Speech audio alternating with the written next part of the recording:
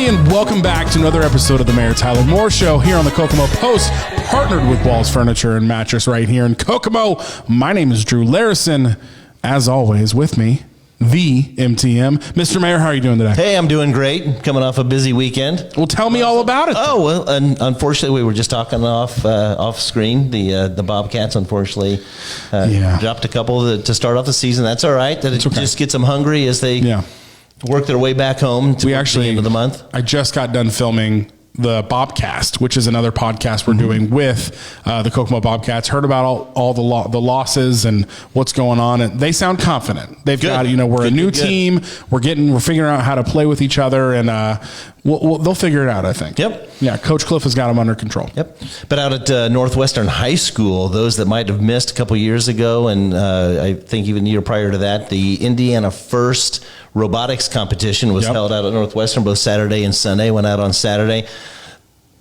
That stuff's just amazing. Those kids are, just the things they come up with, because they're told what the game is or the competition is the first week in January, and then they have basically a month and a half or two to build a robot to do exactly what the game specifics are. And it's awesome. They got the pit area, and and they've got flags, and it's all out robot war, and it's something awesome. Shout out to Andy Baker. Andy Baker with Andy Kokomo Mark, legend, CEO of Andy Mark, which they are the largest high school competitive robot parts distributor, I think, in the literal world. Andy Baker, he's one of those people. I love Andy Baker, first off. But he's one of those people in his world, like in the robotic world that he's in. He's a big deal. He's like the king, but you wouldn't know it. No, because he's just, if you know Andy, he's this like goofy, funny, laid back guy. But I've heard he walks into like stadiums where different competitions are happening, and like people freak out. People know him, yeah. People freak out. He's a big deal. I like, he's gone overseas and he's a big deal. It's crazy, but if you know him personally, he's just this chill guy, so Andy's a great guy. Yep, we've been fortunate to host it in Kokomo and Howard County the last, I know they didn't last year, but probably 3 or 4 years running, and they love coming here. It brings teams in from really all over the Midwest. It's just awesome. They great for the city of Kokomo, too. Absolutely. A little Visitors Bureau action going on. So that was a good time. Yeah. By the way, I completely forgot this. Guys, last week we had this for the first time. Producer Erin is on the show. She has producer camera and a mic. Hey. So Erin, how are you? I'm good. I didn't want to seem rude and not say anything to you. Sorry, I've got producer Michael here with me today as well. So we got a full house. Packed room in Studio B today. Yeah. Okay. What's going on? Yes. So tell me, as always, what's going on in City Hall? City Hall plans. Now that the weather is starting to not just warm up, but stay consistently warmer. We've got the asphalt plant opening up the 1st of April. So a lot of design work for some of the streets that we're going to work on. I think I mentioned that last time. Again, with the weather being nice, some folks did have some limbs and trees come down with the winds over the weekend. And so our street crews not only out with 4 crews filling potholes still, but also picking up some limbs and trees and such. So, folks, if anything did come down over the past weekend, get it out to the curb and give the street department a call. We've got the guys out picking some of that up still. But outside of that, business as usual. Business as usual, but like I said, planning-wise, I know it was reported in the paper that Warren's Auto Parts, that facility is for sale, and we would love to see a developer or two snatch that up. And you want to buy it, Aaron? So, calm down over there. Sorry. So we're putting together kind of a marketing piece to throw out and kind of troll with and see if we can get some interest. And so I had a meeting this afternoon about that on that little plan that we're putting together. So that'll be cool once that's through and made distributed. Love that. So just plan. It's spring is upon us, and it's going to be a fun and busy spring and summer, and just can't wait. That's good. Good to hear. City Hall is working hard. Can I throw in like a Kokomo Post announcement? Yeah. Is that okay with you? Of course. Can I plug on like my own show? Is that okay? Cool. Yes. Okay. Yes. You're good with that. So I kind of teased at it last time we talked, but we made something new here at the Kokomo Post, and we have officially launched Kokomo Post Sports. We're really excited about it. Congratulations. It's coming. We're really excited about it. We had talk about a first week, by the way, to launch a local sports platform here in Kokomo with the boys basketball team winning the first sectional since 2014. Mm-hmm. You had Kokomo High School girls dance team down in Orlando, Florida, competing in the nationals. Mm-hmm. You had, which is like more of my interest, but like Kokomo YMCA, they actually have a swim team. A lot of people didn't know this, right? Where they have like a youth swim team at the Kokomo Y, and the Kokomo Y competed at the state meet this weekend. So what a week to launch a Kokomo Post Sports. That swims on that. Yeah, my daughter. She's great. She is part fish. She is. Good. Okay, you brought it up, so I'm going to brag for a minute. So she actually qualified for every race that she swims, all 9 of them, for state, and one of her events, I guess. I'm learning the lingo. It's like, do they say races? It's events, right? Events, yeah. Okay. One of her events was the 100 freestyle. Okay. So we're talking 4 lengths of the pool. My daughter's 8. That's a lot of swimming for an 8-year-old. That's a lot of swimming for anybody. She knocked 23 seconds off of her best time. Holy cow. At the 100, she killed it. Way to go, Ellie. Holy cow. Super proud of you. But also, I mean this in the most dad way that I can say. I'm really proud of her, but also that best time was a month ago. Well, so really what I'm learning is seconds. Were you just not trying a month ago?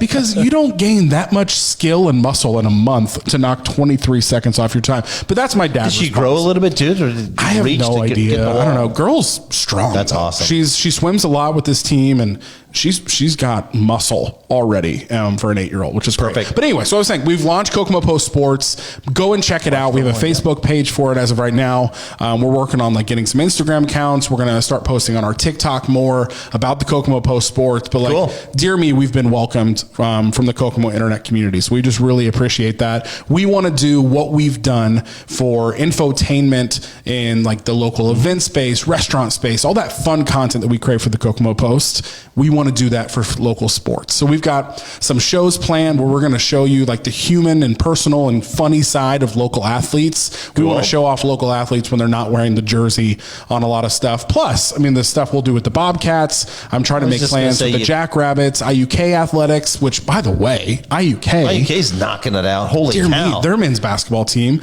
they just finished their regular season at 29-3, just won a conference championship. Mm-hmm. Now they're going to the national tournament for their division. They're killing it. And IUK, what, Kokomo 3-4 years ago didn't have any sports? City. Yeah, IUK didn't have any sports 3-4 years ago. And look what we're doing already. Shout out to Coach Eckelbarger over there at IUK. Love to see that. So anyway, we're excited about Kokomo Post Sports. We hope you guys are too. You guys have given us a warm welcome so far on the internet. We're really excited about it. Well, you had the perfect lead in. You warmed up with the Bobcats last year. Yeah. So we're looking forward to it. So speaking of Kokomo and competition, I guess. So we have our Kokomo Post Pizza Throwdown. That's right. Going on too. Have you refreshed? I will. So round 1 is finished. We did some lives this morning showing everybody who's moved on.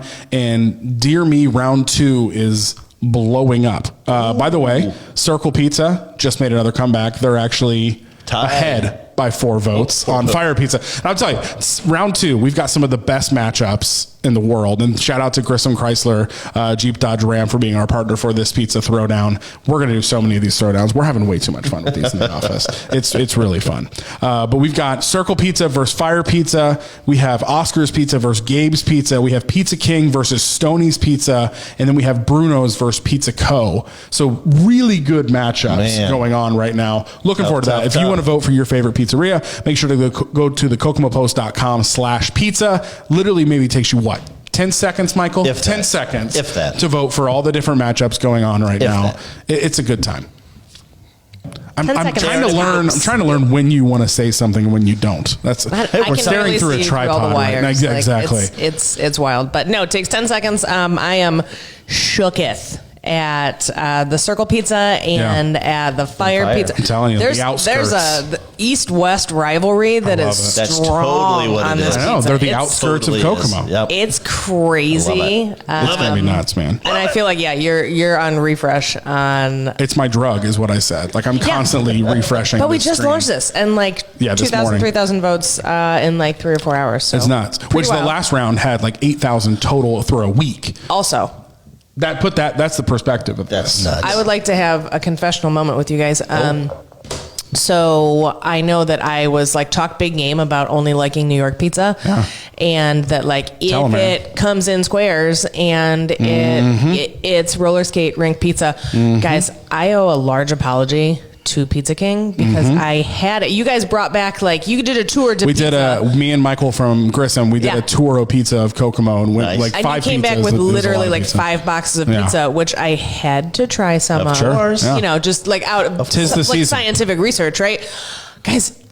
I really liked Pizza King. I'm just saying that. So that is my confession to everybody. I've been very pizza bougie, and I owe you all an apology. No, it's something. Pizza King is one of those pizzas, because since we are that New York style, I'll be honest, our family, we get Oscars a lot. It's close to our house. But think about Oscars, maybe 2 slices and you're feeling it. It's a large pizza. I forgot with Pizza King, it is so light, and they are the Pringles of pizza. Gosh. When you have one, you can't just you just keep popping them in, and they're so light you don't feel like garbage afterwards either. Pizza King, who knows? But I mean, as of right now, it was saltier than I thought. That salty. It was the sauce is good. We have one right by our house too. So I mean, so it's gonna be close. I mean, it's super close right now. Circle Pizza and Fire Pizza literally have a 4 vote difference right now. Oscars is taking on Gabe's and they're winning it pretty well right now. Stoney's is beating Pizza King, by the way. Stoney's has 279 votes. Pizza King has 207. So Stoney's is off to a great start, and Bruno's is up on Pizza Co. 367 to 231. So they're winning that pretty handily as well right now. But look at me. So there you go. I'm just refreshing the screen. There's more votes. People are just on there right now. So if you're interested, kokomopost.com/pizza. We're having a good time. So anyway, that's enough Kokomo Post stuff. We're here because of you. No, but I'm on the Kokomo Post. You are. So, but we're here because it's time for the Ask the Mayor segment. Brought to you by Lexi's Drink Barn. Shout out to Lexi's, our partner for this segment of the show. We really appreciate you guys. One of the best places in the whole city to get a fountain Coke, and people in Kokomo love fountain Cokes so much that we're actually going to be doing a fountain Coke throwdown. Throwing that out there. Spoiler alert. But they also, Lexi's, they're not just fountain Cokes. They've got great food options. They have those paninis. They've got some fun stuff. I kind of got an insider tip the other day. They're getting some good summer foods and warmer weather foods they're going to throw on the menu too. But thank you to Lexi's for being our partner for the Ask the Mayor segment of the show. Let's get into it. Okay. First one is from Terry on Facebook.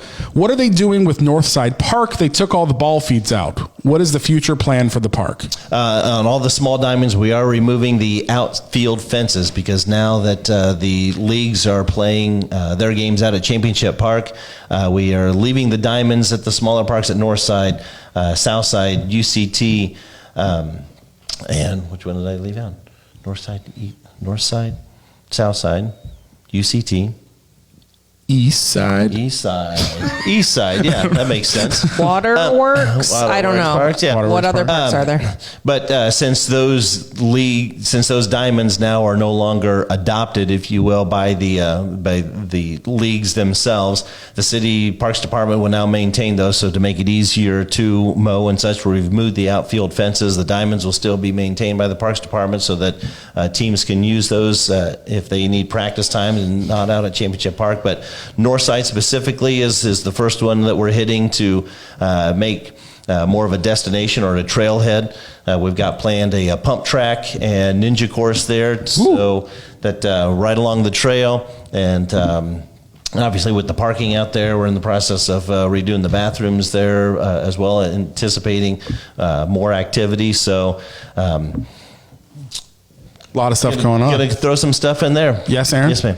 You don't have to raise your hand. What is a pump track? A pump track. So it's BMX style course that you use your momentum, as I understand it. So you're not pedaling, you're just pumping using momentum, almost like a skateboard, to navigate through the course. But specifically made for BMX pipes. Follow-up question, will you be on said pump track?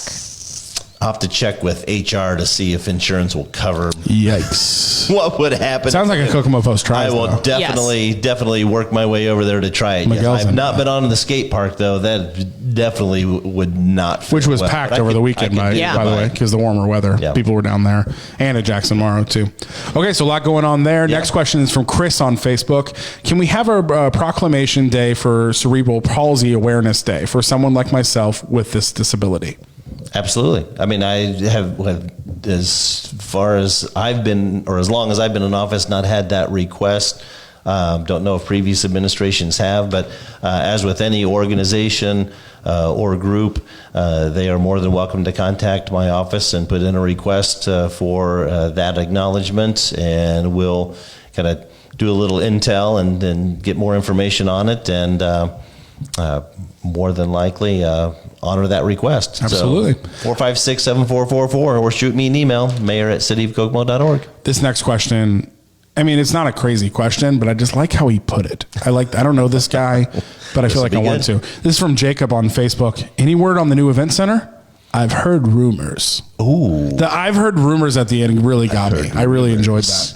Well, the new event center, so it's not necessarily an event center. It's the hotel and conference center that we've been talking about as a community for, has it been 5 years now? 4 or 5 years at least. Jeez, maybe. But we are getting closer. The developer of choice that's back at the table is being more intentional in making numbers work. We're getting closer to finalizing funding, well, as we understand it, finalizing funding on their part, and then obviously have the Ready Grant and ARP funds available that can, one of the permitted uses is for tourism and hospitality. So we're getting closer than we've ever been.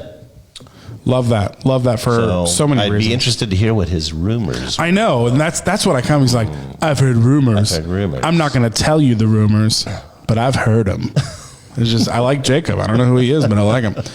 Next question is from our friend Roger, who's always putting in some great questions. Thank you, Roger, on Facebook. Is there an intersection or a stretch of road that you always avoid when driving around town? Whether it's a stoplight that always takes too long or any other minor inconvenience in an area of town that makes you decide to just drive a different way? Great question, Roger, great as always. Question. Stretch, I need to talk to the engineering department, because as you're traveling, call out your staff. As you're traveling east on Sycamore and you get to Washington, the time delay of the light for the east-west traffic, especially, it always seems like I'm heading that direction. So yeah, at Sycamore and Washington, just because if it's red east-west, you got to wait a couple extra minutes, and so that drives. So usually I veer off and head that. So. Outside of that, I don't know that there's any that I think of. I mean, right now I try to avoid Boulevard and Home, just because NIPSCO's still working on their facility, and they're down a couple lanes. But no. Are there a lot of repaving and reconstruction plans for the spring and summer? Reconstruction, we talked about getting ready. Markland will start Wednesday. Park Avenue in front of Kokomo Beach down to Washington will be when they're about completing Markland. Center Road with the Center Road as well as the trail itself later in the summer. So those are the major ones. But yes, we've got probably 24 right now planned resurfacing. I don't have the list in front of me, but yeah, strategically looking at some of those areas that have not been otherwise. We'll get right now the cold patch filling up potholes, but the hot mix when it comes, if there's areas that can be done in sections as well to address troubled areas, we'll do that. Gotcha. Makes sense. All right, so this is our last question, and it's a long one, so stay with me here. Okay. Why are the employees at the Kokomo Humane Society paid so little for the massive amount of work they're accomplishing? Isn't this the overseen by the local government? How can we convince our local officials to encourage our Kokomo Humane Society to open their doors to the public? Adoption rates would increase as well as lessen the burden of the current employees. The new facility is fantastic and can be used adequately if there weren't animals in every single room. room with a door and space to fit a kennel. We built that facility to help increase adoptions and community involvement. Now the employees are overworked and underpaid and having to consider euthanasia due to lack of space.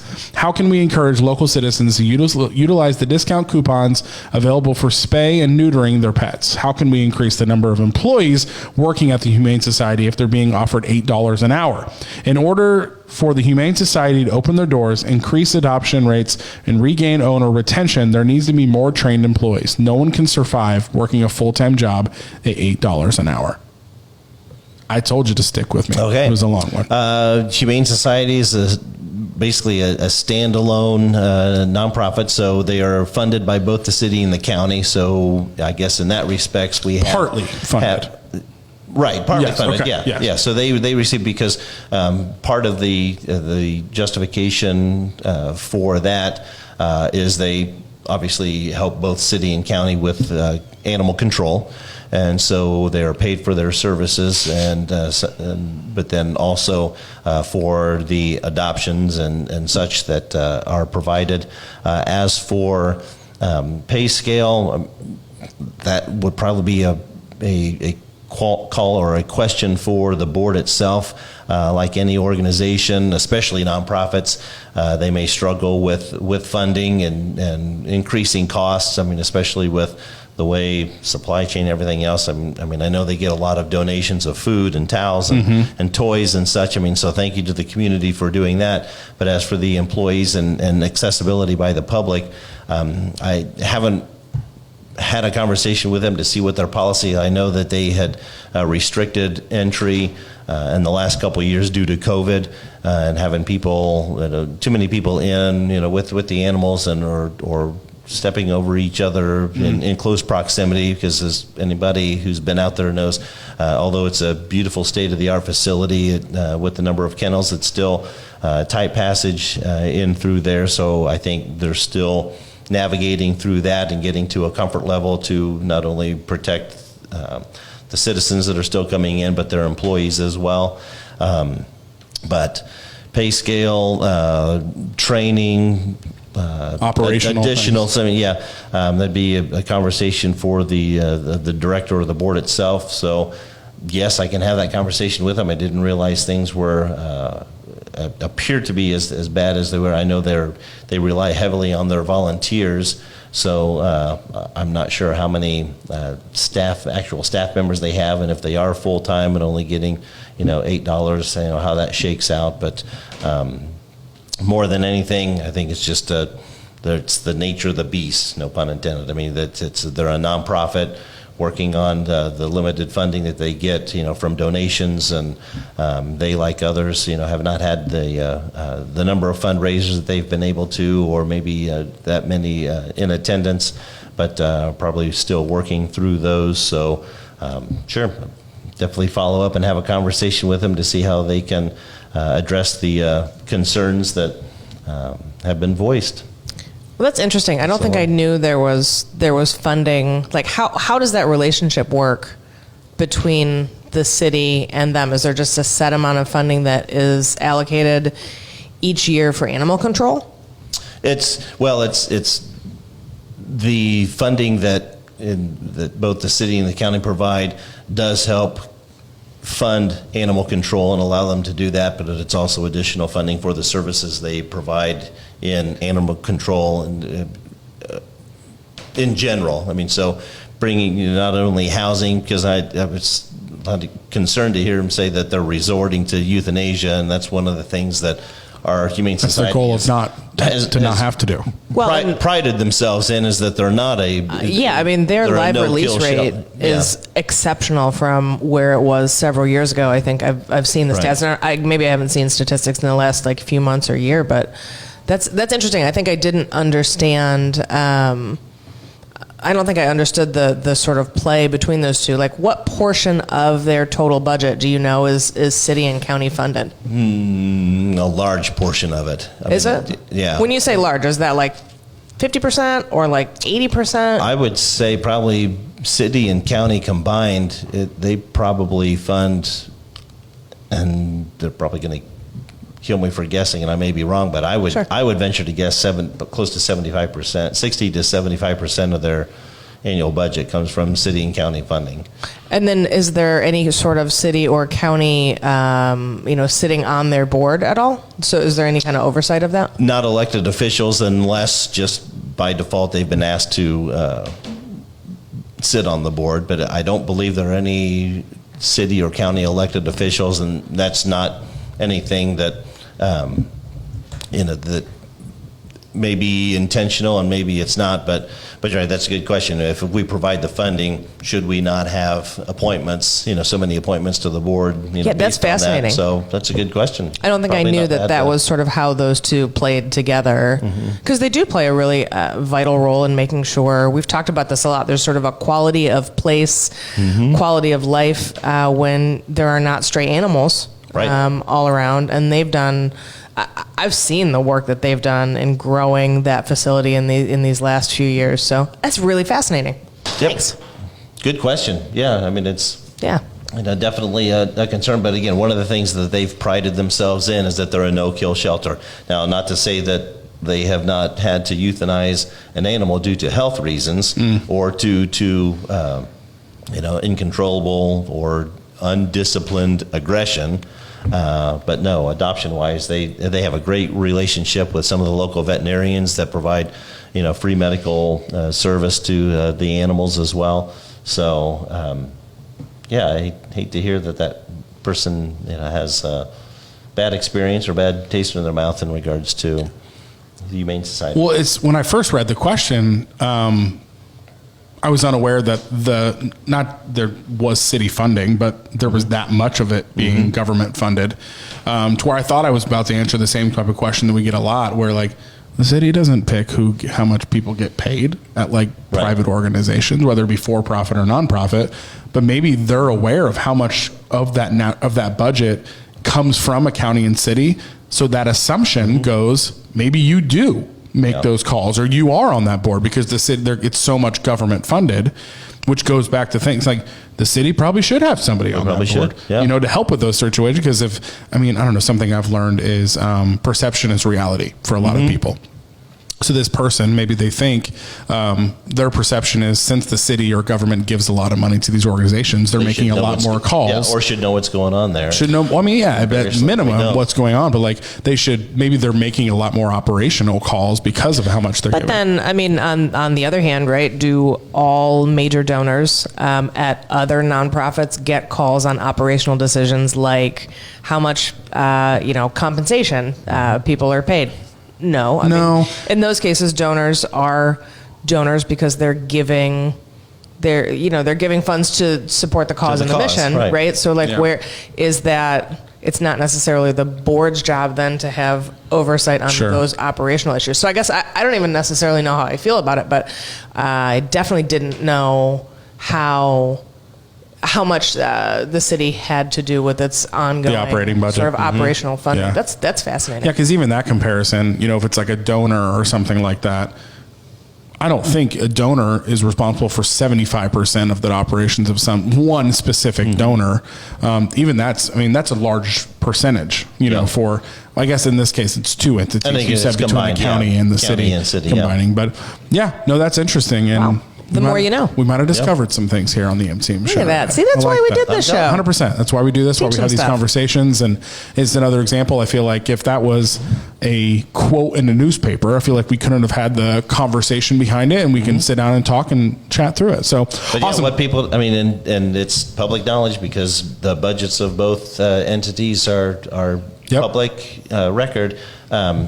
Combined, the city and county funding to the Humane Society is just shy of $500,000. Yeah. Wow. So, okay, so that was all the questions we had for the Ask the Mayor segment. Thank you for sending those in, everybody. We really appreciate it. If you have a question for the mayor, make sure to just leave a comment on this video. We always post something on Monday mornings because we film the show on Monday afternoons. We always post something about, hey, we're filming this afternoon. Make sure if you have any questions, leave them here. We really appreciate it. This guy likes answering questions, even some weird ones that we don't fully know the answer to. But if I've learned anything, next week he'll probably show up with some information on the whole Humane Society issue and maybe have some more clarity. Sure. And you'll have to ask Tom Tolan about this one because it's not about an old building or something like that. And maybe a few streets that I'll avoid. Here you go. Yeah. Or maybe those streets will be fixed. So I go back to them. Yeah. Actually, there's the thing. If you ever have a complaint about those streets, just tell him and then he'll get them fixed. He'll talk to the engineers. Right. Which, going back to, I didn't know they could custom time how long the lights last. That's all custom? See, I didn't know that either. You know what streets I thought it was like sensor based on how many cars were coming and not. Well, there are sensors that can activate, so it'll stay, green one direction, then when you come up to it, then it activates it and starts the countdown, if you will, almost like the walk signs. Yeah, or the streets. signals. Do you guys remember when downtown went from one way to two way? Right. I was so like just muscle memory on how to get to. I was working at the Tribune at the time on how to get there. I avoided, what was it, like Sycamore? You could travel east. And like Taylor, you could try. I don't know.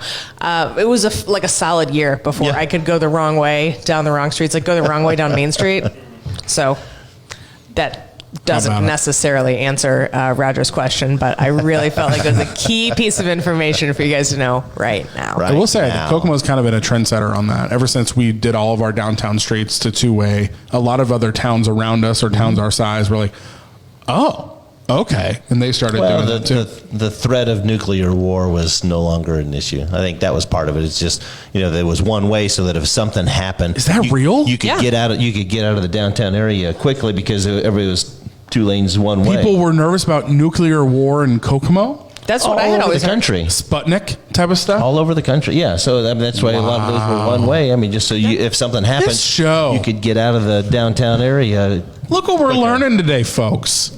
Tell me another show that's making you learn all these things. I can't think of it. But anyway, thank you for watching this episode of the Mayor Tyler Moore Show here on the Kokomo Post, partnered with Walls Furniture and Mattress. My mind's blown. I know. We just learned so much today. If you have a question for Ask the Mayor segment, please leave in a comment below. We'd love to get that. And if not, wait.